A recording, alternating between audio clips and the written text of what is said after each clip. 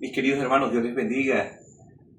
Qué alegría poder estar con ustedes en esta oportunidad una vez más para juntos estudiar lo que ha sido la lección de escuela sabática de esta tercera semana. Aunque es un corto repaso, necesitamos para hablar con Dios poder colocarnos en sus manos. Así que yo quiero invitarte donde estás para que hagamos una oración rápidamente. Señor Jesús, en este momento vamos a hablar de tus cosas, de tu palabra, del estudio de la escuela sabática. Nos colocamos en tus manos y pedimos sabiduría para entender lo que nos has querido decir. En el nombre de Jesús. Amén. Mis queridos hermanos, mi querida iglesia, el estudio de esta semana estuvo maravilloso. De verdad, fue una lección muy edificante para la iglesia. Vida y muerte. Vida y muerte. Lección 3. La vida del apóstol Pablo es una vida definitivamente admirable.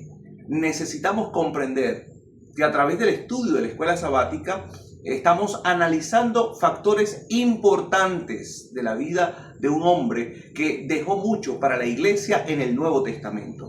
Hoy nosotros como iglesia, recuerden que incluso en este video que llega a ustedes para edificación espiritual, necesitamos comprender que el apóstol Pablo debe ser para nosotros un espejo de cómo un hombre pecador, frágil, puede vivir una experiencia de fe a tal punto que lo lleva a comprender que su vida es para Cristo y su muerte, incluso si es necesaria para edificar el reino de los cielos, no estará de más poder entonces morir para el Señor, porque a Él le espera. Él es consciente, el apóstol Pablo, de una vida eterna que cabe destacar, y me gustó mucho este pensamiento que transmite el apóstol Pablo en el estudio de esta semana, que él reconoce, allí en el libro de Filipenses, donde está escrita esta carta, que lo primero que él verá cuando sus ojos se cierren, entonces será la venida de su Salvador.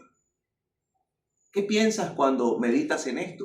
Yo, la verdad, tuve la oportunidad de reflexionar un poco en esto en esta semana y decía, entonces, ¿por qué darme tanta mala vida, tanta angustia en este mundo, tanto estrés, tanta ansiedad? Si realmente soy consciente de que yo debo estar esperando la venida de Jesús. Entonces entendí que el cristiano, el Hijo de Dios, debe vivir una vida planificada conforme a la voluntad de Dios, trabajando constantemente como si el Señor viniera mañana, pero preparándose como si el Señor viniera en 100 años. En el estudio de esta semana vamos a encontrar un texto ideal, nuestro texto inicial, que coloca bases fundamentales para el estudio de forma rápida y contundente. Y está en Filipenses capítulo 1, versículo 21. Leo textualmente para ustedes. Para mí, el vivir es Cristo y el morir es ganancia. Para mí, el vivir es Cristo y el morir es ganancia. Estamos hablando de un hombre que está encarcelado, que está allí amarrado a un soldado romano, que está sufriendo constantemente. Pero entiende algo que es totalmente contrario a lo que se nos ha enseñado de forma regular. Y es que se nos ha dicho que la muerte forma parte de la vida. Pero no es así, incluso en esta semana lo estudiamos. La muerte es totalmente contraria a la vida. Es un factor o es una acción de acabarse la vida.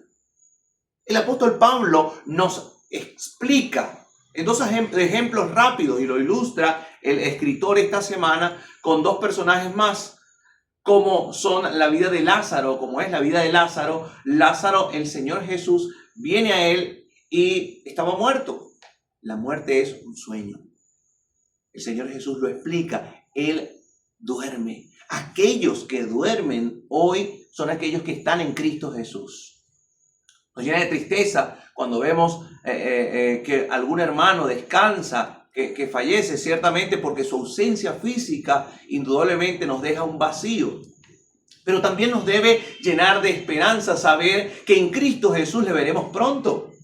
Es lo que explica el apóstol Pablo referente al ejemplo que coloca con Lázaro. Pero también explica el apóstol Pablo que los que estamos en esta vida, los que estamos diariamente en el caminar constante como Job, podemos estar haciendo las cosas bien. Y también va a venir sufrimiento, va a venir prueba, va a venir angustia, porque el enemigo de Dios está en el escenario. Y si nosotros comprendemos que en el gran conflicto que hoy estamos viviendo, nosotros estamos allí